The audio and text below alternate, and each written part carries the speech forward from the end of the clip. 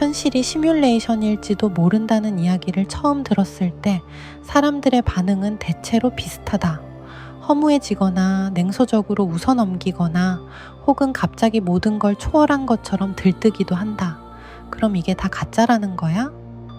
어차피 정해진 거면 노력할 필요 없잖아. 나는 이 반응들이 시뮬레이션 이론의 진위 여부보다 그 이론을 받아들이는 인간의 태도를 더 잘 보여준다고 생각한다. 사람들은 한편으로는 현실이 단단하고 예측 가능하길 바라면서도 다른 한편으로는 자신만큼은 자유롭고 싶어 한다. 그런데 시뮬레이션이라는 관점은 이 두 욕망을 동시에 건드린다. 그래서 불편해진다. 시뮬레이션 이론이 말하는 핵심은 이 세계가 가짜라는 주장에 있지 않다. 오히려 그 반대에 가깝다. 이 세계는 하나의 시스템이며 그 시스템은 분명한 규칙과 구조를 가진다는 말이다. 모든 시스템에는 초기 조건이 있고 작동 방식이 있으며 허용된 결과의 범위가 존재한다. 이 관점에서 보면 우리가 흔히 운명이라고 부르는 것은 신비로운 예언이 아니라 시스템이 허용하는 경로들의 총합에 가깝다. 우리는 이 시스템에 자발적으로 접속한 적이 없다. 태어날 때 로그인 버튼을 누른 것도 아니고 캐릭터의 성향이나 조건을 직접 설정한 것도 아니다. 이미 실행 중인 세계 안에 의식이 켜진 채로 들어온다. 이 지점까지만 보면 삶은 꽤 냉정해 보인다. 심지어 불공평해 보이기도 한다. 그런데 이상하게도 이 시스템 안에는 한 가지 예외가 존재한다. 우리는 생각하고 느끼고 선택한다. 이 선택의 감각은 너무나 분명해서 단순한 착각이나 오류로 치부하기 어렵다. 그래서 중요한 질문이 생긴다. 이 선택이라는 감각은 시스템이 허용한 환상일까? 아니면 시스템이 의도적으로 남겨둔 핵심 기능일까? 나는 후자라고 본다. 시뮬레이션은 모든 것을 고정시키기 위해 존재하는 구조가 아니다. 오히려 변수를 허용하기 위해 설계된 구조에 가깝다. 그리고 그 변수의 역할을 하는 것이 바로 인간의 의식이다. 하지만 여기서 오해가 생긴다. 자유의지를 전지전능한 힘으로 착각하는 것이다. 우리가 가진 자유는 무엇이든 바꿀 수 있는 힘이 아니다. 과정을 마음대로 설계할 수 있는 권한도 아니다. 우리에게 주어진 자유는 선택할 자유에 가깝다.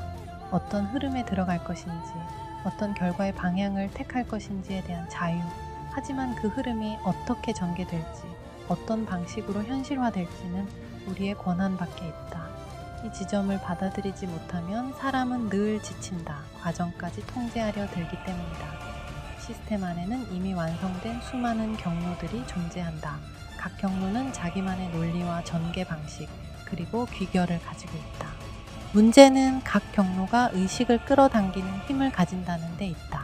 한번 어떤 흐름에 깊이 접속하면 그 흐름은 우리의 선택을 자기 쪽으로 계속 유도한다.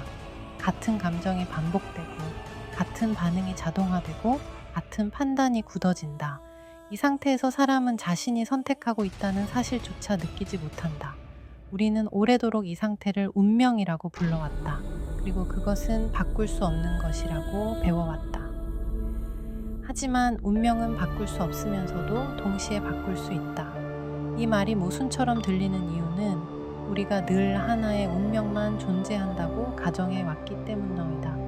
각각의 운명, 각각의 흐름은 그 자체로 이미 완성된 구조다. 그래서 한 흐름 안에서 세부 내용을 억지로 고치려 들면 저항이 생긴다. 그 저항은 대개 고통으로 돌아온다.